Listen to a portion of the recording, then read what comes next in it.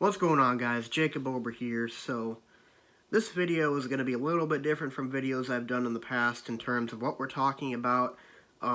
It's a very, very rare occurrence that I ever talk about anything other than sports on this channel. And really, I mean, those things have really been limited to just my other personal interests like Star Wars and jersey collecting and Marvel, stuff like that. You guys all know that I'm super into movies and stuff like that, and I'll very once in a blue moon talk about things like that on this channel. Not very often, but primarily it's all sports related. But this is the one time, maybe it's happened once before. I think I might have done like something on like net neutrality like a long time ago. But this is really the first time where like a serious real world issue is going to be brought up on this channel. And for all those of you who don't want to hear about this kinds of stuff, then I apologize, but it is directly impacting the sports world and our sports teams in Wisconsin. So I feel like I kind of have to make a video on it to tell you guys about it, tell you guys my thoughts about it, and hear from what you guys have to say as well, because in the end, that's really what I like this channel to be about. It's like kind of a community of people that like Wisconsin sports, talking about sports-related issues and stuff like that. So without further ado, let's get started talking about this. So if you haven't heard already, the NCAA is officially going to be playing its tournament games, both men and women's, this year with no fans in attendance due to the coronavirus.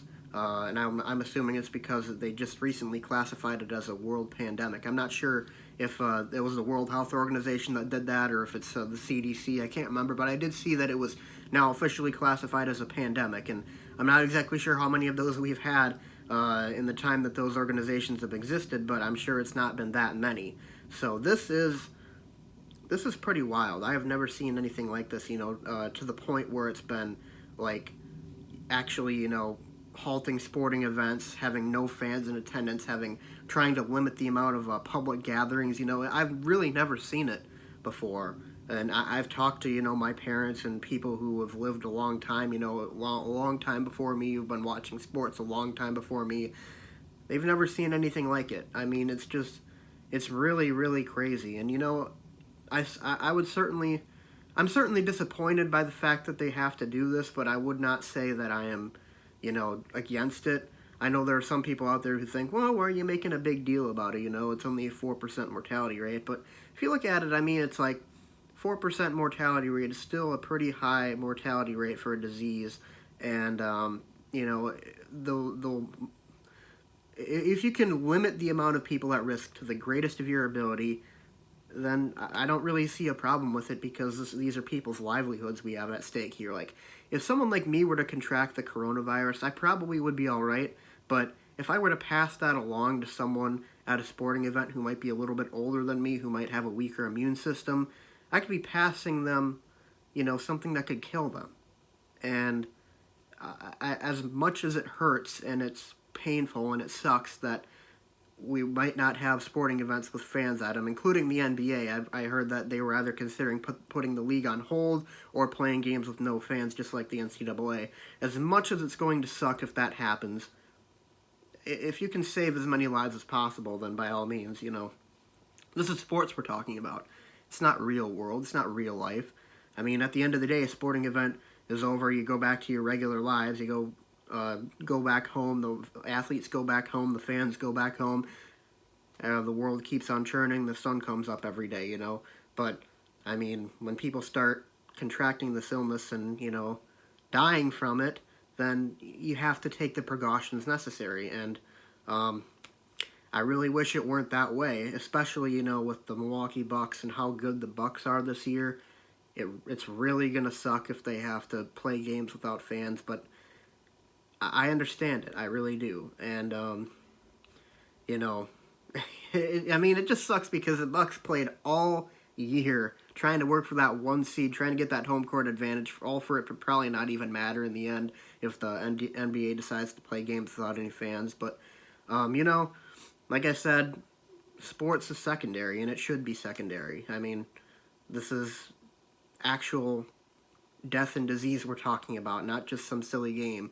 And, as much as I love these silly games and watching these silly games, it takes a back seat for something like this. So in that regard, I certainly agree that the NCAA and even the NBA should probably take precautions like this to limit the amount of people that come together at mass public gatherings, so they can limit the amount of people that this disease spreads to.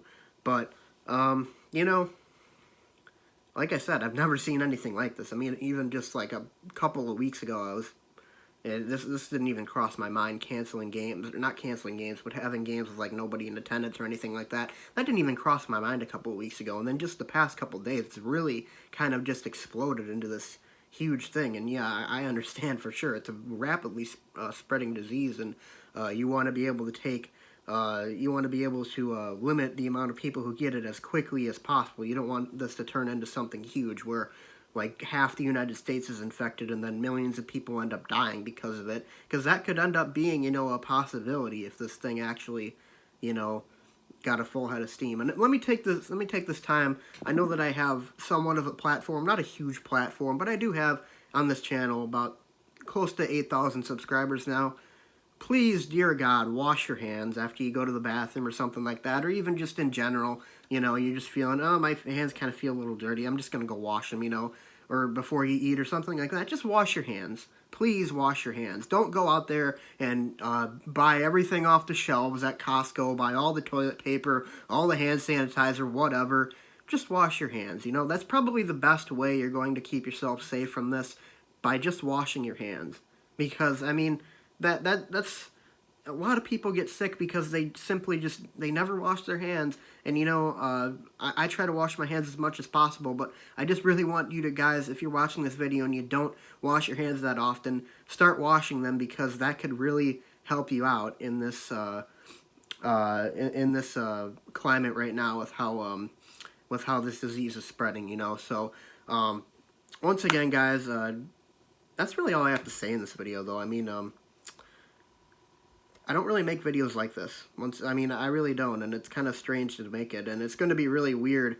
It's going to be really weird watching the tournament with no fans in attendance. I guess I'm kind of open to seeing how it's going to be, but like, if there's a close, intense game towards the end, and it's going to be a buzzer beater or something like that, it's going to suck that there's going to be no fans there. But I mean, hey, the public health is probably a lot more serious than sports, so whatever. But anyways, guys, so thanks for watching. I'd love to hear your guys' thoughts on this issue. Like I said, I don't make videos like this very often. I hope you guys are all right that I'm actually making a video like this, since it's intertwining with sports so much. It's really kind of strange for me, but hopefully I did all right for you guys. Once again, I'd love to hear what you guys have to think in the comments section below.